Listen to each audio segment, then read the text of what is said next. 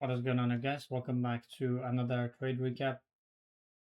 If you watched the pre-market analysis, initially I was looking for shorts, and I also mentioned that the best asset for shorts would be YM and ES. The reason being was that right now it is showing as bearish, but in the morning before the market opened, when we were looking at this, the YM and ES were closer to flipping back to bearish, but NQ was stronger. And I gave two scenarios for NQ. Every time I focus on the NQ, it does not mean that you can only trade NQ. You can trade the other assets, but I mainly focus on the NQ. Now, this candle was developing in the morning when I was doing my pre-market analysis. And I said, based on how we close this candle, we'll decide if we want to go higher to this high or reverse back here.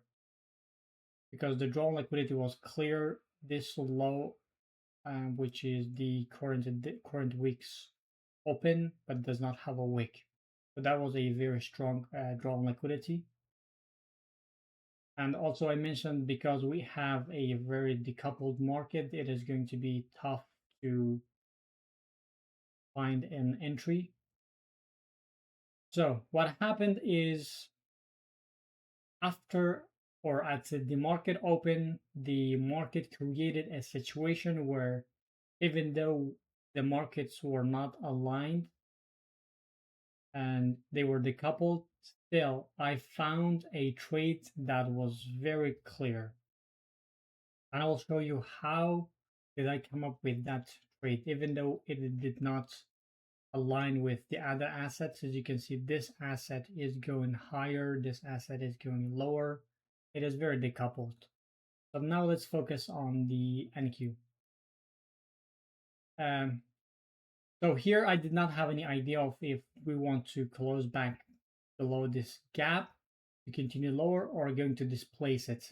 And I was not expecting the 6 a.m. to also expand to draw on liquidity. I was expecting if we were going to go higher, I wanted this candle to close above this gap and the 10 a.m. to continue higher.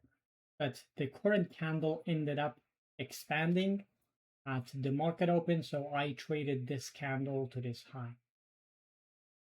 So I'm looking at the 15-minute time frame at the market open. We have actually, let's start from the 1 hour.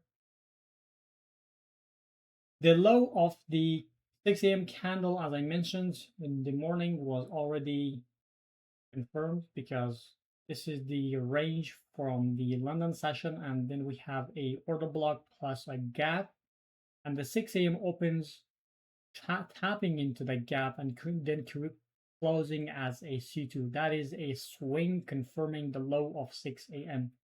However, after seeing that, I said, okay, even if that is a valid drawn liquidity, valid low for the 6 a.m., then this is going to be the next drawn liquidity, the gap here, and we already tapped into it. But as you can see, we displaced this gap also, and that also gives me a long bias. But as you can see, we had a very huge drop down lower. So when you're looking at the 1 hour time frame and you see this huge drop down, you cannot frame your trade based on the 1 hour time frame or 5 minutes. I mean, you can, but because of the large wick, when you see a large wick on the higher time frame, this is a tip that I used to give to my students here. Here you go, for free for you guys. So when you see a large wick on the higher time frame candle, and you cannot trust this because we do not trade the candles with the large wick, but there is a way you can trade it. Ready for it?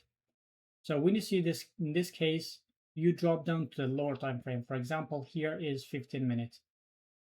Now, when you drop down to 15-minute time frame, the same thing happens here. You cannot trade the first candle, which has a large wick, and I avoided that. But after we get this closed, and we are very close to our draw on liquidity, it is, I'm not saying 100%, but it is a very high probability setup because you have two-stage SMT, you have the C2 closure, and now after all this expansion to the up to the higher side, it is not reasonable for the market to leave these high, these liquidities and taps and reverse back.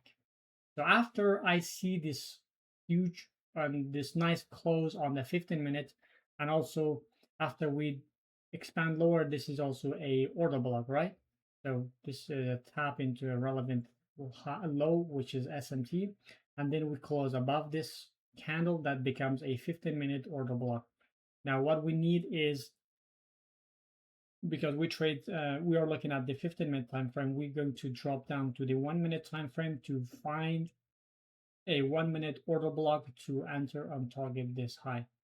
So I drop down to the 1-minute time frame. Now the 15-minute candle opens right here, but as you can see, it does not have any kind of retracement back to this low, so we can get an entry. So I thought I missed it, but as you can see, we had a very nice retracement, and after we get this, have this retracement, and then we get another order block here. That is where I enter, putting my stop loss below the body, targeting 2R, just simply like that. So again, I'm gonna go over the tip one more time. Whenever you have a candle on the higher time frame that has a large wick, I've never heard this from anybody else, so here's for free for you guys. Again, whenever you have a candle on the higher time frame with a large wick, you cannot trade that, but you can confirm it to be a valid low after getting a lower time frame, let's say 30-minute or 15-minute time frame, C2 closure. Then you know that the wick has been confirmed because of this SMT and the C2 closure. Now you can trade the C3 back to this high. That is how I got my today's trades.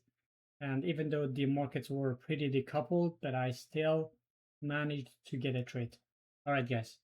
I hope you learned something. Make sure to like the video and subscribe. And I talk to you guys in the next video. Peace.